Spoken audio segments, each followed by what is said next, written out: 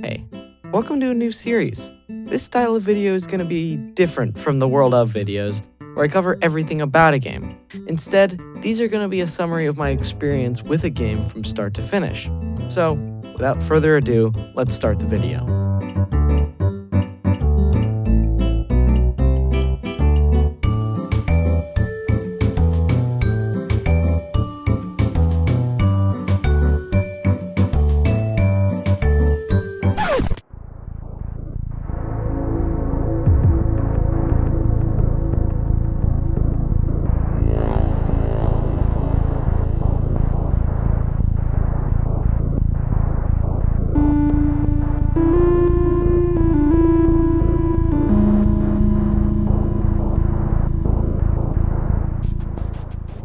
Hell is Other Demons, a fast-paced arcade shooter with great game design. I was genuinely surprised by the quality of the content in this game. I got this game free on Epic Games, but liked it so much I decided to also buy it on my Switch. But that's besides the point, because I need to talk about the actual game. When I first opened Hell is Other Demons and made a save file, I noticed 3 game modes: Campaign, Arcade, and Lava Climb. I'll cover Campaign now and the other 2 later. The story starts off with a cutscene telling you that the Inferno of Hell is dying out and it's up to you to save it. This puts you into the tutorial where you learn basic movement. Moving in this game is one of the reasons I loved it so much. Chaining moves together feels almost seamless and is a ton of fun. Your demon has a dash, double jump, glide, and dive. Mastering all of these is the key to being successful in any sort of battle. I also learned how to use the starting gun, a basic machine gun. After beating the first few levels, I found myself at a shop. Here, you can buy new guns, ultimates, and abilities, as well as increased inventory space. When starting a level, you can only equip as many abilities as you have slots available. All abilities have an allotted value that they take up in your inventory, and increasing it allows you to become more powerful. Speaking of these abilities, let me tell you some of the potential these have.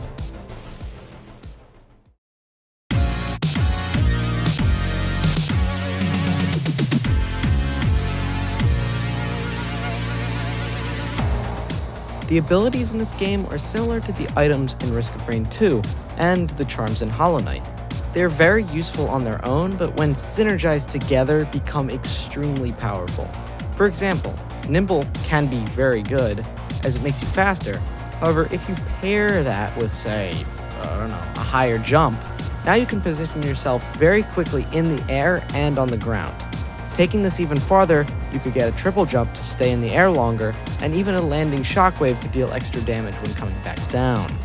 Maybe you could even add a stronger stomp to deal more damage from above. Can you see where I'm going with this?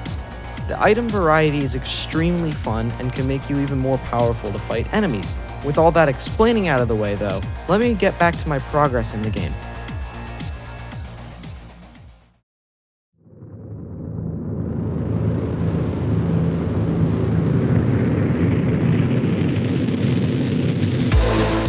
Looks like I ran into my first boss of the campaign, the Oppressor.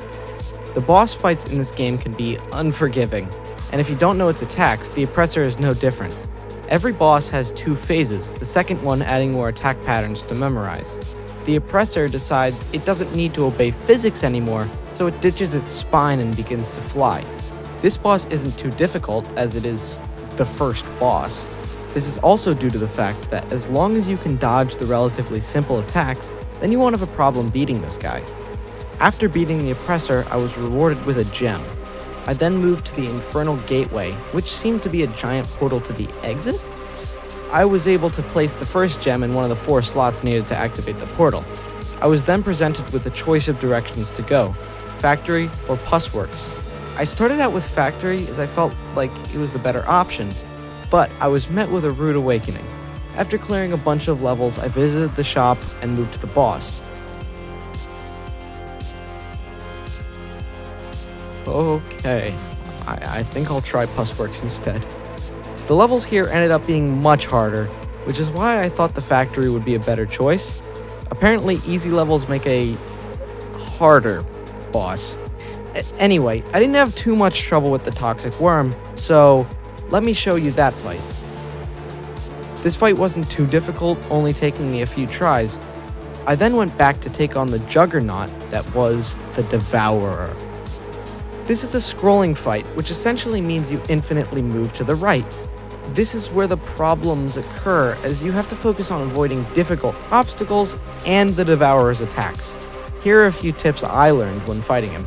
If you see an explosive barrel, dash away from it. You don't want to be anywhere near the boss when they are on screen, as it detonates them. If you see a difficult obstacle, focus on avoiding that rather than dealing damage. Use a shotgun, and somehow figure out how to avoid its bullet hell attack in its second phase. Once you have beaten all of this, you can move on to the final area, Labs.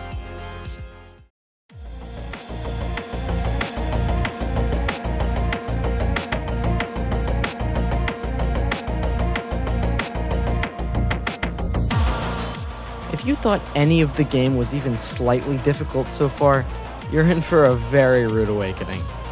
Labs is hard. Very hard. Each level took me at least 3 tries, which is a lot more than simply clearing them on the first try before. The reason for this are the enemies. The first 2 introduced are constantly dashing at you, making it really hard to react to all of them. Another enemy introduced here is the laser gun, which is pretty easy to take out on its own, but in groups could be devastating. There is one enemy I didn't mention before, and there's a very good reason for that. In Labs, this guy spawns in the last wave of almost every level. They did this for a good reason. They knew how hard he was. He shoots 6 different projectiles that all home. This can easily catch you off guard as they go off screen and come back. But if you're careful, it can be dealt with. After going through this hell, literally, I was ready to fight the boss. I had a bit of a trouble fighting this guy, however I did discover something strange. I accidentally flew to the top of this area before he spawned and found the boss? Wait a minute. Oh no. Yeah, so this boss can be cheesed. And you didn't hear this from me, but if you can't beat this boss normally, I guess you could try this strat. Anyway, after beating him with questionable strategies, I beat him legitimately and picked up the final gem. I then went over to the Infernal Gateway to end the game.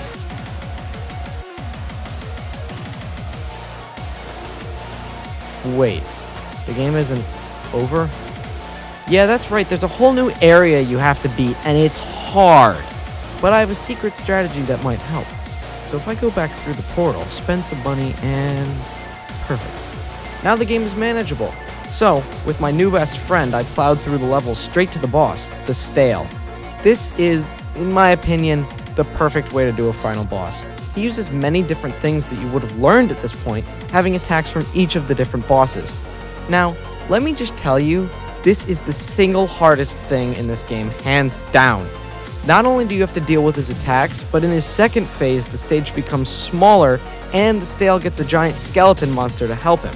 This fight took me over 45 minutes to beat in total, but eventually I did beat it, and with it, I beat Hell's Other Demons.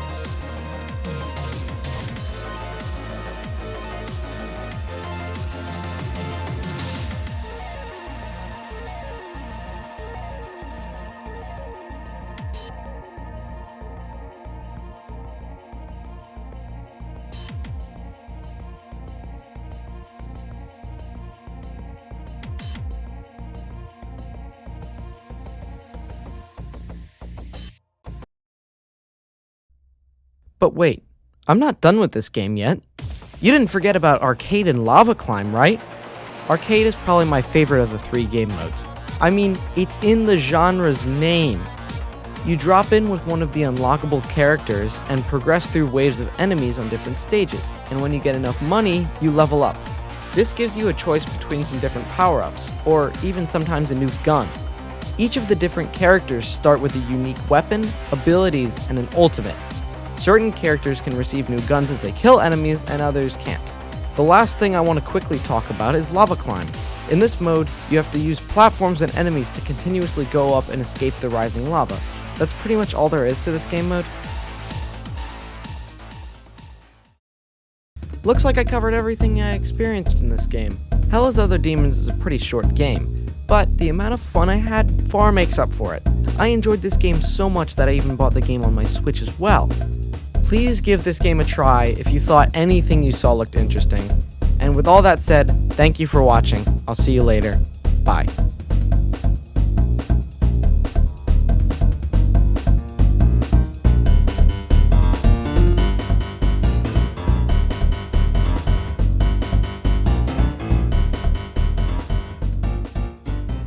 Hey guys, welcome to my end card.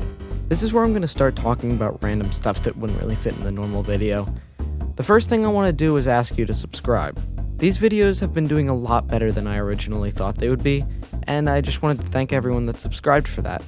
I also want to apologize for the long wait on this video. I've had a surprisingly busy summer, and I've been a bit lazy about it. This video may also end up being a bit shorter than I would have liked, but so be it. I'll try to make a new video on par with the Risk of Rain video at some point, but I can't make any promises on the time. Finding a game to talk about for this long is difficult enough as is, and I've only made a video essay on 4 different games, and I've already scrapped 2 scripts. But that's besides the point. My goal for this channel is just to have people watch it and enjoy the content on it. Anyway, I got all I needed to talk about out of the way, so I'll see you in the next video.